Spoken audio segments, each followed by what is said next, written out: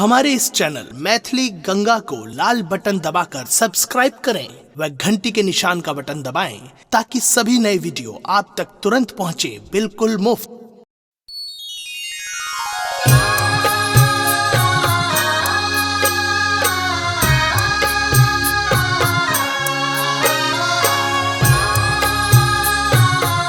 अपने सुन रहल छी गंगा कैसेट के प्रस्तुति।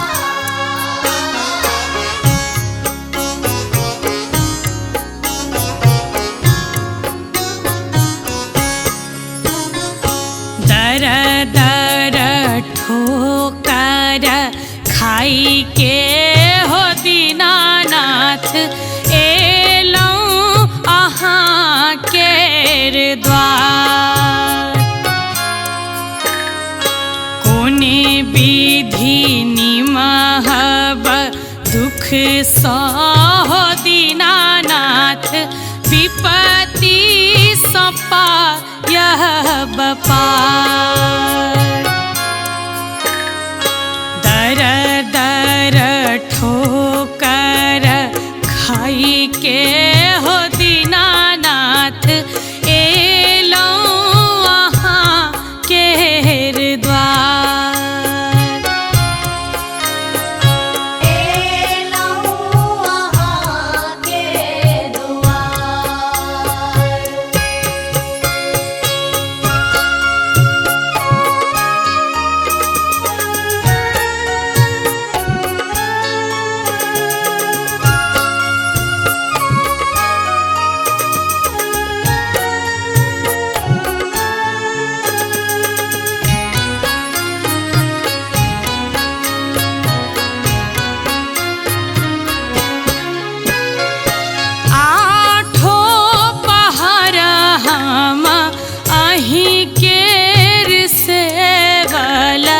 जल बीच भक थार।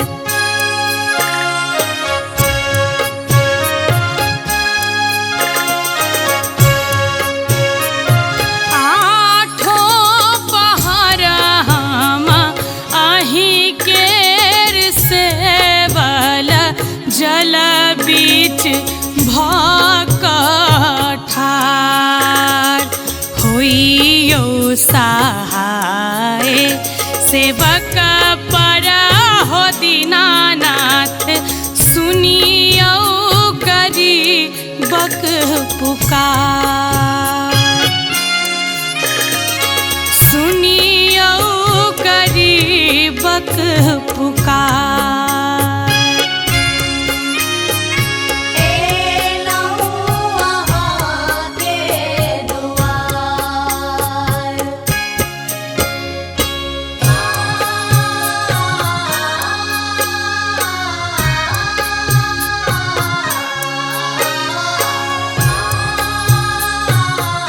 अपने सुन रहल छी गंगा कैसेट के प्रस्तुति।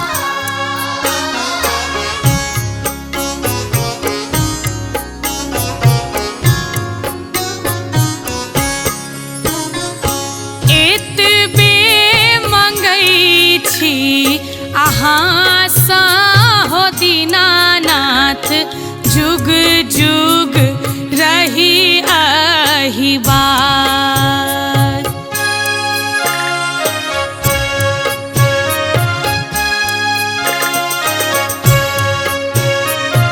एतबे मंगै छी अहाँ सँ हो दीनानाथ जुग जुग रही अहिबार। भार अहाँ के उठाबैले हो दीनानाथ दिया ललन केर आस।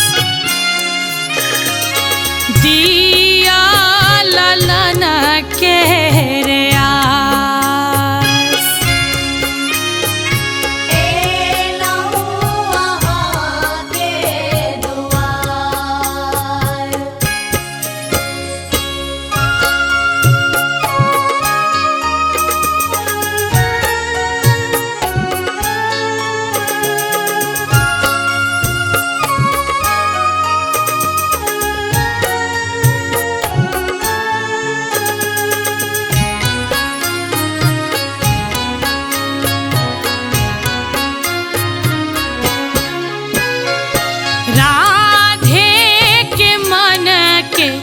मनोकामना हो दीनानाथ पूरे करू देव दूध धार।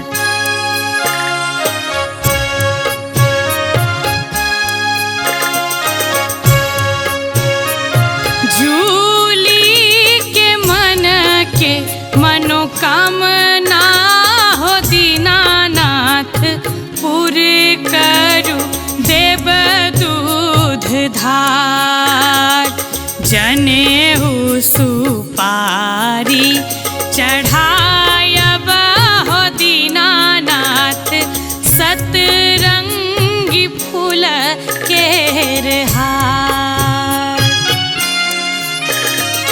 सतरंगी फूल केर हार।